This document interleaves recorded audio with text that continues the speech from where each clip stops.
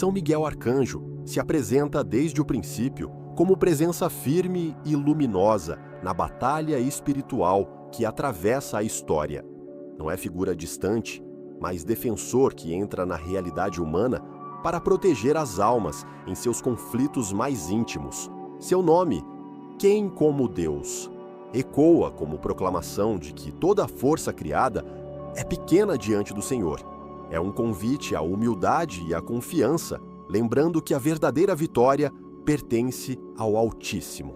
Nas imagens bíblicas e na tradição, Miguel surge como príncipe das milícias celestes, liderando os anjos contra o mal e restituindo a ordem divina, onde a confusão e o medo tentam dominar. Quando a noite parece mais espessa e as dúvidas ameaçam a fé, a memória de São Miguel ressoa, como chamado à coragem.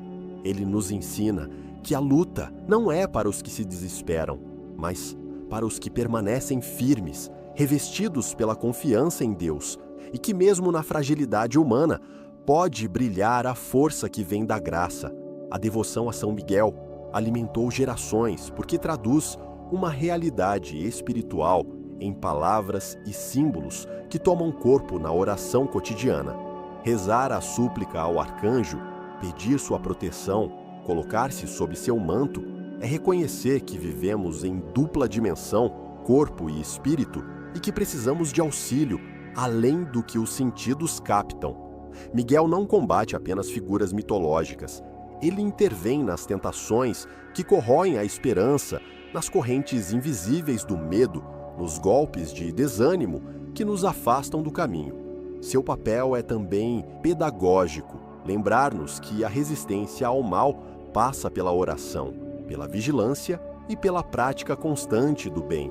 Ao invocá-lo, a comunidade cristã reafirma sua certeza de que a batalha tem fim e que a fidelidade a Deus, mesmo testada, é a garantia da cura e da libertação.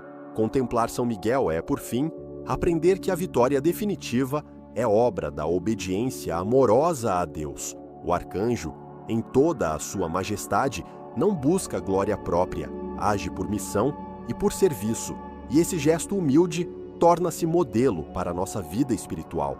Ele nos lembra que a armadura mais segura é a virtude, fé que não cede à dúvida, esperança que persiste apesar do cansaço, caridade que vence o ódio e a dúvida. Em tempos de confusão e crises espirituais, sua figura nos chama à postura de vigilância, à oração contínua e à coragem humilde de quem confia no Senhor. Que São Miguel nos inspire a erguer a alma contra as trevas, a manter o olhar fixo na luz de Cristo e a caminhar, mesmo na fraqueza, com a firme certeza de que o Deus que nos ama não nos abandona e que, através de seus servos celestes, nos concede proteção, força e paz.